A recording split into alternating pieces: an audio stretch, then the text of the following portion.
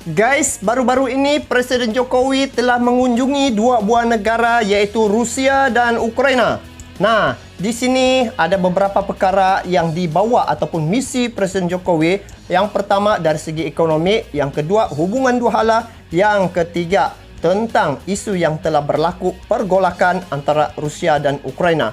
Jadi, untuk kali ini saya mau react satu video berkaitan dengan terjemahan pidato Presiden Putin saat bersama Presiden Jokowi. Yang ini subtitle ya Indonesia. Jadi kita hanya melihat ataupun mendengar perkabaran daripada pihak Presiden Jokowi sebelum ni, dan saya pun banyak mendapat info daripada pihak Presiden Jokowi ataupun mewakili Indonesia. Tetapi belum lagi nampak apakah respon daripada Rusia ketika dikunjungi oleh Bapak Presiden Jokowi baru-baru ini. Jadi, ayuk kita semak video ni apakah yang dimaksudkan ataupun balasan daripada Presiden Rusia iaitu Bapak Vladimir Putin terhadap kunjungan yang dilakukan oleh Presiden Jokowi baru-baru ini di Rusia. Dan apa yang saya rasa menarik di sini tentang keberanian dan juga ketegasan Presiden Jokowi saat mengunjungi dua buah negara, khususnya di Ukraina ni yang sedang berbaku hantam. Tetapi Presiden Jokowi dia tidak mengesahkan tentang keselamatannya. Maksudnya di sini dia berani untuk hadir ke Ukraina untuk memberi ataupun misi bantuan kemanusiaan ya di Ukraina. Jadi bayangkan guys, inilah yang dikatakan saya ada ternampak bahawa dia ni pemikiran lapis baja. Tapi apapun dia selamat guys, dan dipahamkan dia sudah kembali ke tanah air ya di Indonesia. Dia sudah selamat sampai. Tapi yang apa kita nampak di sini bahawa bagaimana dia punya misi itu untuk kesan terhadap dunia keseluruhannya ya guys. Apa yang dia lakukan ini dampaknya akan melibatkan keseluruhan dunia. Bayangkan, dia punya misi ini adalah misi perdamaian yang saya nampaklah sebab dia jumpa Presiden Ukraina, dia jumpa juga Presiden Putin. Jadi di situ saya nampak secara halusnya dia ingin meredahkan keadaan peperangan yang berlaku sekarang ini. Jadi ayuk langsung saja kita semak. Inilah terjemahan pidato Presiden Putin saat bersama Presiden Jokowi ya. Ini subtitle bahasa Indonesia. Jadi kita semak video ini. Dan sebelum itu, ini video saya tengok dari channel Belajar Bahasa Rusia Indonesia. Itu channelnya guys. Jadi kepada kalian yang menonton video ini, sama-sama kita support dia punya channel dengan memberi like, komen dan subscribe juga bagi yang belum subscribe ya. Sebab dia punya channel ini banyak berkongsi info-info terkini dan tepat guys. Jadi jangan kita berlama-lama, langsung aja kita nonton video ni. Yuk.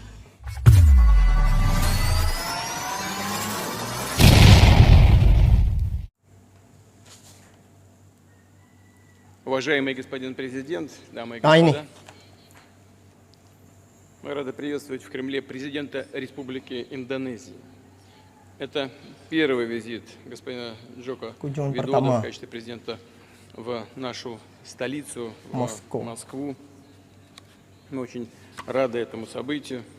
Подчеркну, Индонезия один из наших ключевых партнеров в Азиатско-Тихоокеанском регионе. Российско-индонезийские отношения носят конструктивный и обоюдовыгодный характер, стабильно развиваются на основе давних добрых традиций дружбы и взаимопомощи. Напомню, что наша страна помогала становлению индонезийской государственности, укреплению позиций молодой республики на международной арене. Di sini Presiden Putin dia mengimbau saat sebelum ini ketika negara Indonesia merdeka masa tu, pembangunan banyak dibantu oleh Rusia ketika itu dari segi alutsista ya. Yang saya tahu alutsista adalah salah satu Rusia banyak membantu dari segi pertahanan negara Indonesia. Ini bangsa-bangsa dunia kala masih muda, artinya suatu ketika dulu itu kan. Oke, lanjut. При участии наших специалистов, инженеров, строителей в Индонезии были возведены крупные объекты транспортной и промышленной инфраструктуры, стадионы, госпитали, другие Rumah важные sakit. учреждения, многие из которых продолжают работать и по сей день. Wow, masih Что berfungsi касается sampai наших saat с ini. господином Джоко Видодо сегодняшних переговоров, то они прошли в деловом ключе, были весьма содержательными. Естественно, особое внимание уделили торгово-экономическому взаимодействию, которое демонстрирует хорошую динамику. В 2021 году, например, двусторонний товарооборот увеличился более чем на 40%, а 40% ya за первые meningkat. 5 месяцев текущего года прирост составил свыше 65%. 65%.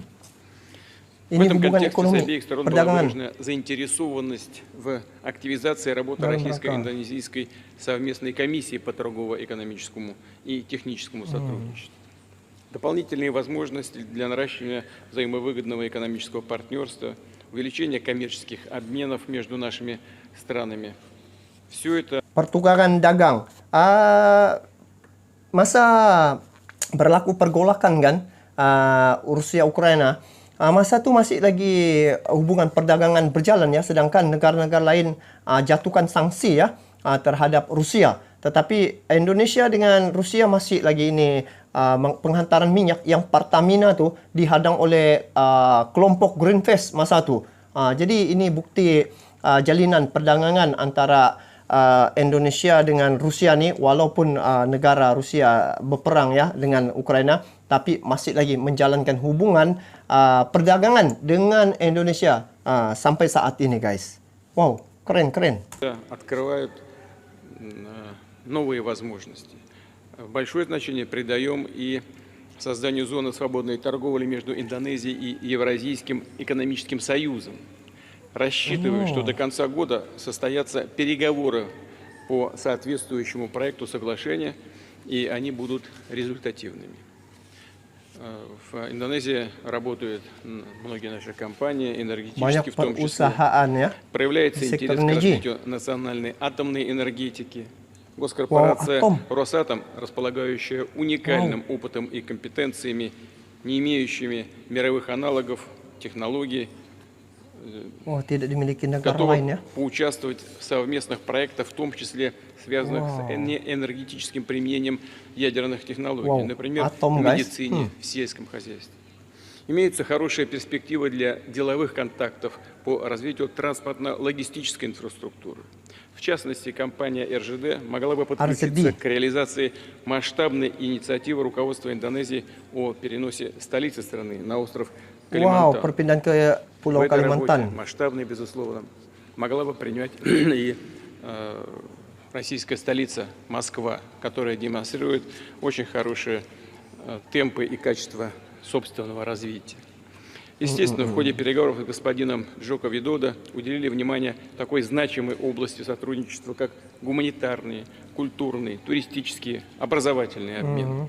Этому в том числе будет способствовать смягчение антиковидных ограничений для поездок граждан, а также существующий безвизовый режим. Rezim bebas visa. Прямого авиасообщения из Москвы на курортный остров Бали. Ini satu peluang sebenarnya, dua hala ni ya, Indonesia dengan Rusia. Tengok bebas visa tu, guys. Mantap. Еще одно перспективное направление гуманитарного взаимодействия – расширение межрегионального и межрелигиозного диалога, с учетом того, что по численности населения Индонезия является крупнейшей в мире исламской страной. Упомяну, что недавно впервые в истории Джакарту посетила делегация российских мусульманских регионов. Tengok guys, dia macam mengetahui kedudukan Indonesia tu ramai mayoritis tu penduduknya Islam, dan di Rusia juga banyak juga penduduk Islam. Jadi ini satu ruang untuk perwisata hadir ataupun datang ke Indonesia untuk berlibur dan amat mudah lah, apatah lagi tadi bebas visa. Ini satu ruang yang besar guys untuk negara Indonesia tu berkembang pesat dari segi pelancongannya. Jadi ekonomi untuk negara Indonesia tu lagi meningkat. Tengok inilah kerjasama dan juga hasil pertemuan Presiden Jokowi dengan Putin. Jadi Конечно, говорили по вопросам, которые сегодня интересуют весь мир, все страны, имея в виду снабжение мировых рынков продовольствием, другими товарами сельского хозяйства, в том числе минеральными удобрениями. Мы не раз подчеркивали, что разбалансировка рынков продовольствия – это прямое следствие многолетней и безответственной макроэкономической политики ряда стран, бесконтрольной эмиссии и накапливания необеспеченных долгов. И ситуация усугубилась с начала пандемии коронавирусной инфекции. Однако западные страны, не желая признавать ошибочность своего экономического курса, еще больше дестабилизирует глобальное производство сельхозпродукции, вводя ограничения на поставки российских и белорусских удобрений, затрудняя экспорт на мировые рынки российского зерна, усложняя страхование перевозящих зерно сухогрузов и проведение банковских оплат по торговым контрактам. Подчеркну еще раз, Россия была и остается одним из основных мировых производителей и экспортеров продуктов питания. Поставки наших сельхозтоваров осуществляются в 161 страну мира. В прошлом году экспортировали более 43 миллионов тонн зерновых, из них только пшеница 33 миллиона тонн. В нынешнем году прогнозируем хороший урожай зерна, что даст нам возможность наращивать на внешние рынки наши поставки до 50 миллионов тонн соответствующей продукции. Точно так же готовы в полной мере удовлетворить спрос аграриев из Индонезии и других дружественных государств на азотные, фосфатные, калийные удобрения и сырье для их производства. Как известно, tengok saya nampak dengan kehadiran kunjungan Presiden Jokowi ini seperti durian runtuh ya, Indonesia dapat hasil kerjasama banyak sebenarnya yang Presiden Putin nih bagi buka ya hubungan perdagangan tuh dari segi banyak sektor ya. Известно, доля России на мировом рынке минеральных удобрений составляет 11%, а по некоторым наименованиям превышает 20%. В прошлом году поставили за рубеж 37 миллионов тонн этой продукции. И мы, безусловно, намерены и далее добросовестно исполнять свои контрактные обязательства по поставке продовольствия, удобрений, а также энергоносителей и других критически важных товаров. В этой связи считаем крайне важным восстановить нарушенные санкциями цепочки поставок. Dirusak oleh sanksi. Banyak sekatan-sekatan ya ataupun sanksi ini terhadap Rusia, tetapi walaupun disekat dia menjalani hubungan dengan Indonesia. Jadi itu pasaran sebenarnya di Indonesia pun, ramai itu 275 juta jiwa tuh di Indonesia, hampir 300 juta jiwa. Jadi pasaran itu kalaupun pergi Indonesia saja sudah inilah rasanya berpakloi lah kan menjalankan hubungan perdagangan dengan Indonesia. Dari segi populasinya itu di Indonesia tuh. В ходе переговоров, разумеется, затрагивались также и некоторые другие наиболее актуальные региональные и международные проблемы. Я подробно проинформировал господина президента и о ситуации, которая складывается на украинском направлении. Ini best nih. Dia begitu apa nih? Secara detail memberikan dia pasal Ukraina nih. О ситуации, которая складывается tentang situasi yang berkembang terkait Ukraina. На украинском направлении. Россия и Индонезия стремятся координировать позиции в рамках ООН и других международных организаций, включая и Ассоциацию государств Юго-Восточной Азии, где Индонезия будет председательствовать в следующем году. К слову, на днях господин будет председательствовать Indonesia memegang kepimpinan Юго-Восточной Азии, apa где ya? Индонезия будет di mana Indonesia akan memegang kepimpinan pada tahun hadapan. Kepimpinan apa ini? В следующем году. К слову, на днях господин omong-omong pada kesempatan lainnya Presiden Joko Widodo telah hadir sebagai undangan dalam forum BRICS Plus. Джоко Видодо в качестве приглашенного гостя участвовал в саммите БРИКС+. И мы, безусловно, поддерживаем усилия Индонезии и лично господина президента по подготовке и проведению двадцатки, которая в этом году должна состояться. KTT 20. В заключение хочу еще раз поблагодарить господина президента за продуктивные переговоры. Убежден, достигнутые сегодня договоренности будут способствовать дальнейшему укреплению российско-индонезийского многопланового партнерства. Antara Rusia dan Indonesia. Wow. Oh, info untuk kali ini tentang apa yang saya tengok ya, berkaitan dengan kunjungan Presiden Jokowi ke Rusia. Sebenarnya bukan kunjungan semata-mata untuk melihat apa yang telah berlaku di Ukraina ya. Sebab pertama kali dia pergi ke Ukraina lepas misi kemanusiaan, langsung dia datang bertemu dengan Presiden Putin ya. Dan dia membawa pesan, dia sudi ya ataupun sukarela membawa sekiranya ada pesan daripada Presiden Zelensky itu ataupun Presiden Ukraina, apa-apa pesan dia akan bawa untuk disampaikan kepada Presiden Putin. Nampaknya di sini hubungan Indonesia dengan mana-mana negara memang tidak ada masalah dan juga cukup baik dia punya prestasi. Sehingga apa yang saya tengok dalam video kali ini, Presiden Putin menerima kunjungan Presiden Jokowi seperti ibaratnya Jokowi ataupun Indonesia itu menerima durian runtuh.